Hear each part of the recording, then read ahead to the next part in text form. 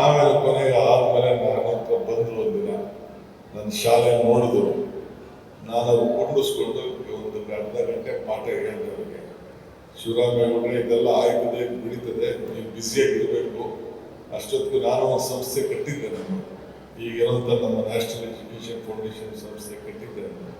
So ನಮ್ಮ ಸಂಸ್ಥೆ ಕಟ್ಟಿದ್ದಲ್ಲಿ ನೋಡಿದ್ರು, ನೀವು ಒಂದು ಪರಿವರ್ತನೆ ಮಾಡ್ಕೋಬೇಕು ಸಮಾಜದಲ್ಲಿ ಅಂತೇಳಿ, ಒಬ್ಬ ಎಜುಕೇಷನಿಸ್ಟ್ ಆಗಬೇಕು ಅಂತೇಳಿ ಅವರಿಗೆ ಪ್ರೇರಣೆ ಹೇಳಿ, ಬಿಸ್ನೆಸ್ ಒಂದು ಕಡೆ ಸೈಡ್ಗಿರಲಿ, ನೀವು ಎಜುಕೇಷನಿಸ್ಟ್ ಆಗಬೇಕು ಅಂತ ಹೇಳಿ ಅವ್ರಿಗೆ ನನ್ನ ಬ್ರೋಷರ್ನೇ ಕೊಟ್ಬಿಟ್ಟು ಅದಕ್ಕೆಲ್ಲ ಏನೇನು ಬೇಕೋ ಮಾರ್ಗದರ್ಶನ ಕೊಟ್ಟು ಅವರು ಕೂಡ ಒಂದು ಎಜುಕೇಷನ್ ಇನ್ಸ್ಟಿಟ್ಯೂಷನ್ನ ಪ್ರಾರಂಭ ಮಾಡಿದ್ರು. ಈಗ ಅವ್ರ ಕುಟುಂಬದವರು, ಅವ್ರ ಮಕ್ಕಳು, ಅವರ ಸೊಸೆ ಎಲ್ಲ ಕೂಡ ಅವರು ಸೇರಿ ಸುಮಾರು 7 ಶಾಲೆ ಮಾಡಿದ್ದಾರೆ. ಭಾಳ ಸಂತೋಷ. ಅಟ್ಲೀಸ್ಟ್ ಅವರ ಬದುಕಿನಲ್ಲಿ ಒಂದು ಉತ್ತಮವಾದಂಥ ಮಕ್ಕಳನ್ನ ತಯಾರು ಮಾಡಬೇಕು ಅಂತೇಳಿ ಒಬ್ಬ ಎಜುಕೇಷನಿಸ್ಟ್ ಆಗಿ ಇವತ್ತು ಅನೇಕ ಸ್ಕೂಲ್ಗಳನ್ನು ಬೆಂಗಳೂರು ನಗರದಲ್ಲಿ ಮತ್ತು ಅನೇಕ ಕಡೆ ಮೈಸೂರಲ್ಲೂ ಕೂಡ ಮಾಡಿದ್ರು ಅಂತ ವಿಚಾರ ತಿಳಿತು. ಒಳ್ಳೆಯ ಸಂಸ್ಥೆಗಳನ್ನು ಕಟ್ಟಿದ್ದಾರೆ, ಸಮಾಜ ಸೇವೆ ಮಾಡಿದ್ದಾರೆ. ಸೊ ಹಂಗೆ ಎಷ್ಟೇನೇ ಮಾಡಿರಲಿ ಈಗ ಅವರ ದೇಹ ಅವ್ರಿಗೆ ಸ್ವಂತ ಪ್ರಯೋಜನ ಇದೆ. ಎಷ್ಟು ಬಟ್ಟೆ ಹಾಕೋಬಹುದು, ಎಷ್ಟು ಊಟ ಮಾಡಿದ್ರು, ಅಲ್ಟಿಮೇಟ್ಲಿ ಇವತ್ತು ಯಾರು ಎಲ್ಲ ಸಮಾಜಕ್ಕೋಸ್ಕರ. ಹಂಗೆ ಒಂದು ಶ್ಲೋಕ ಇದೆ, ನಮ್ಮ ಸುಭಾಷಿತ ಶ್ಲೋಕ, ಪರೋಪಕಾರಾಯ ವಹಂತಿ ನಧ್ಯಾಯ, ಪರೋಪಕಾರಾಯ ವದಂತಿ ಗಾವ, ಪರೋಪಕಾರ ಇದಂ ಶರೀರಂ ಅಂತೇಳಿ. ಹಂಗೆ ಏನು ನಮ್ಮ ದೇಹ ಇರದೆ ಈ ನದಿ ಇರೋದು ಬೇರೆಯವ್ರಿಗೋಸ್ಕರ ಅಂತ. ನಮ್ಮ ಸ್ವಂತಕ್ಕೆ ಏನೋ ಆ ನದಿಯಿಂದ ಪ್ರಯೋಜನ ಆಗೋದಿಲ್ವಂತೆ. ಆ ನದಿ ಇರೋದೆಲ್ಲ ಬೇರೆ ದನಕರುಗಳಿಗೆ, ನೀರಿಗೆ, ಪಕ್ಷಿಗಳಿಗೆ, ವ್ಯವಸಾಯಕ್ಕೆ, ಕುಡಿಯಕ್ಕೆ, ಹೀಗೆ ನದಿಗೆ ಸ್ವಂತ ಏನು ಪ್ರಯೋಜನ ಅಂತೆ. ಈ ಹಸು ಇದೆಯಲ್ಲ, ಈ ಹಸುನು ಅಷ್ಟೇ ತನ್ನ ಸ್ವಂತಕ್ಕೆ ಏನು ಪ್ರಯೋಜನ ಇಲ್ಲದಂತೆ.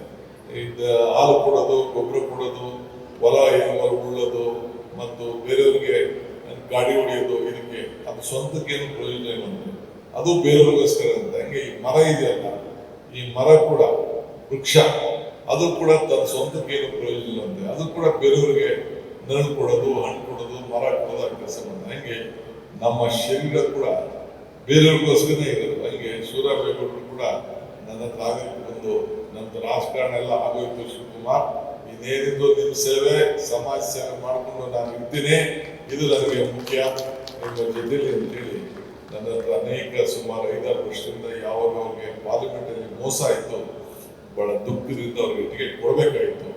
ಪಾರ್ಲಿಮೆಂಟಲ್ಲಿ ನಿಂತು ಟಿಕೆಟ್ ಕೊಡಲಿಲ್ಲ ನನಗಂತೂ ಗೊತ್ತಿಲ್ಲ. ನಾನು ಅವರು ಯಾಕೆಂದರೆ 4 ಎಲ್ಲ ಆಗೋಯ್ತು. ಇಂಡಿಪೆಂಡೆಂಟ್ ಆಯಿತು, ಕಾಂಗ್ರೆಸ್ ಆಯಿತು, ದಳ ಆಯಿತು, BJP ಆಯಿತು, ಎಲ್ಲ ಎಷ್ಟೆಷ್ಟು ಪಕ್ಷ, ಎಷ್ಟೆಷ್ಟು ಚಿಹ್ನೆ ಬೇಕು ಎಲ್ಲ ಚಿಹ್ನೆ ಆಗಿ ಕೊನೆಗೆ ನಮ್ಮ ಅಕ್ಕನ ಸುದ್ದನ್ನು ಕರ್ಕೊಂಡೋಗಿ ಎತ್ಕೊಂಡೋಗಿ ಕಮಲದ ಸಿಂಬಲ್ಗೆ ನಿಲ್ಲಿಸಿಸ್ಕೊಟ್ರು. ಅದು ಮಾಡಿದ್ರು. ಒಲ್ಲದ ಮನಸ್ಸಿಂದ ಸುಧಾ ನಿಂತ್ಕೊಂಡ್ರು ಅಂತ ಹೇಳ್ತಿದ್ರು. ಸೊ ಹಿಂಗೆ ಟೈಮ್ ಕೆಟ್ಟದಿದ್ದಾಗ ಕೆಲವೆಲ್ಲ ಏನನ್ನ ಮಾಡಿ ಟ್ರಾಪ್ ಮಾಡೋಕ್ಕೆ ಪ್ರಯತ್ನ ಮಾಡ್ತಾರೆ. ನನಗೂ ಬೇಕಾದಷ್ಟು ಟ್ರಾಪ್ ಮಾಡೋಕ್ಕೆ ಪ್ರಯತ್ನ ನಡೆಸೋದು ಕೆಲವರು, ಬಟ್ ನಾನು ಅದಕ್ಕೆ ಜಗ್ಗಕ್ಕೆ ಹೋಗಲಿಲ್ಲ. ನನ್ನ ಗುರಿ ಒಂದೇ ಇತ್ತು. ಆ ಗುರಿ ಇವತ್ತು ಜನರೆಲ್ಲರ ಆಶೀರ್ವಾದದಿಂದ ನನಗೆ ಕಷ್ಟ ಆಗಲಿ, ಎಷ್ಟೇ ಆಗಲಿ, ನಾನು ಜೈಲಿಗೆ ಹೋದಾಗ, ನನಗೆ ತೊಂದರೆ ಆದಾಗ, ನನ್ನ ಕೇಸ್ ಆದಾಗ ಇಲ್ಲಿ ಕೂತಿರೋಂಥವ್ರು, ಕೆಳಗಡೆ ಕೂತಿರೋಂಥವ್ರು, ಮೇಲೆ ಕೂತಿರೋರು ಎಲ್ಲ ಕೂಡ ತಮ್ಮ ಪ್ರಾರ್ಥನೆ, ತಮ್ಮ ಶ್ರಮ. ಅವತ್ತು ನಮ್ಮ ನಂಜಾದ ಸ್ವಾಮಿಗಳು ಕೆಲವರೆಲ್ಲ ಎದುರ್ಕೊಂಡ್ಬಿಟ್ರು. ಒಂದು ಸ್ಟೇಜ್ ಬಂದು ನನ್ನ ಪರವಾಗಿ ನಿಂತ್ಕೊಂಡು ಮಾತಾಡೋಕ್ಕೆ ಹಿಂದೆ ಮುಂದೆ ನೋಡ್ತಾ ಇದ್ರು. ಅವತ್ತು ನನ್ನ ಪರ ಯಾರು ದಿಟ್ಟವಾಗಿ ನಿಂತ್ಕೊಂಡಿತ್ತು ಅಂತಂದ್ರೆ ನಂಜಾದ ಸ್ವಾಮಿಗಳು ಬಂದು ಅವತ್ತು ನಿಂತು ನನ್ನ ಪರವಾಗಿ ಭಾಷಣ, ಇದನ್ನು ನಾನು ಇದರಲ್ಲಿ ಇಡೀ ಕಸ್ಟಡಿಲಿದ್ದೆ. ಮಾಧ್ಯಮ ಬೆಳಗ್ಗೆ ಬಂದು ನನಗೆ ಪೇಪರು ನಮ್ಮ ಡಾಕ್ಟರ್ ರಂಗನಾಥ್ ಮತ್ತು ನಮ್ಮ PA ಕೊಡ್ತಾ ಇದ್ರು. ಒಬ್ಬ ಡಾಕ್ಟರ್ಗೆ, ಒಬ್ಬ ನನ್ನ PAಗೆ ನನ್ನ ಭೇಟಿ ಮಾಡೋಕ್ಕೆ ಅವಕಾಶ ಕೊಡ್ತಾ ಇದ್ರು. ಏನೇನು ಬೆಂಗಳೂರಲ್ಲಿ ನಡೀತು ಅದೆಲ್ಲ ಕಂಪ್ಲೇಂಟ್ ತಂದು ನನಗೆ ತೋರಿಸ್ತಾ ಇದ್ರು. ಎಲ್ಲ ಏನು ಇದ್ರಿ ಅದನ್ನೇ ಹೇಳ್ತಾ ಇರೋದು ನಾನು. ಆಗೆಲ್ಲ ಕೂಡ ಇವರೆಲ್ಲ ನಿಂತ್ಕೊಂಡು ಜೊತೆಲಿ ನಮ್ಮ ಶ್ರೀಗಳವರ ಸಂಘಟನೆ ಇದ್ರು, ನಾಯಕತ್ವ ತಗೊಂಡು ಇವೆಲ್ಲ ಮಾಡಿದ್ರೆ. ಬಟ್ ಬಂದು ಸ್ಟೇಜ್ ಮೇಲೆ ಅವತ್ತು ಅವರೊಂದು ಮಾತು ಹೇಳಿದ್ರು, ಹುಲಿ ಏನೋ ಸಿಂಹನೋ, ಒಳಗಡೆ ಇದ್ರು ಹುಲಿ ಸಿಂಹನೇ, ಹೊರಗಡೆ ಇದ್ರು ಸಿಂಹನೇ ಅಂತ ಒಂದು ಭಾಷಣ ಕೂಡ ಮಾಡಿದ್ದು. ಇದು ನನ್ನ ತಲೆಯಲ್ಲಿದೆ. ಇನ್ನೂ ದೊಡ್ಡ ಋಣ ಅವ್ರಿಗೆ ತಿಳಿಸ್ಬೇಕಾಗಿದೆ. ನೋಡೋಣ, ದೇವ್ರ ಶಕ್ತಿ ಕೊಟ್ಟಿದ್ದಾರೆ. ಆಮೇಲೆ ಆ ವಿಚಾರ ಎಲ್ಲ ನಾನು ಬೇರೆ ಸಂದರ್ಭದಲ್ಲಿ ನಾನು ಮಾತಾಡ್ತೀನಿ. ಯಾಕೆಂದ್ರೆ ಉಪಕಾರ ಸ್ಮರಣೆ ಇಲ್ಲ ಅಂದ್ರೆ ಯಾರು ಮನುಷ್ಯನಾಗಲಿಕ್ಕೆ ಸಾಧ್ಯ ಇಲ್ಲ. ನನಗೆ ಇವತ್ತು ಅನೇಕ ಘಟನೆಗಳನ್ನ ಈ ಸಂದರ್ಭದಲ್ಲಿ ಮೆಲ್ಕಾಕೊಂಡು ಹೋದ್ರೆ ಬೇಕಾದಷ್ಟು ಆಗ್ತದೆ. ಶಿವರಾಮೇಗೌಡರು ಅವರ ಕುಟುಂಬದವ್ರಿಗೂ ಅವರ ಅನ್ಯಾಯಗಳು ಕೂಡ ಒಳ್ಳೆದಾಗಲಿ. 70 ವರ್ಷ ಆದ್ರೂ ಕೂಡ ಇನ್ನ ಒಂದು 50 ವರ್ಷ ಹುಡುಗಿದ್ದಂಗೆ ಇದ್ದಾರೆ. ಅವರು ಒಂದು ಮಾತ್ರ ಬೆಳಗಾಗಿದೆ. ಮಿಕ್ಕಿದ್ದೆಲ್ಲ ವಿಚಾರಗಳನ್ನ ಬೇರೆ ಸಂದರ್ಭದಲ್ಲಿ ಹಂಚ್ಕೊಳ್ಳೋಣ.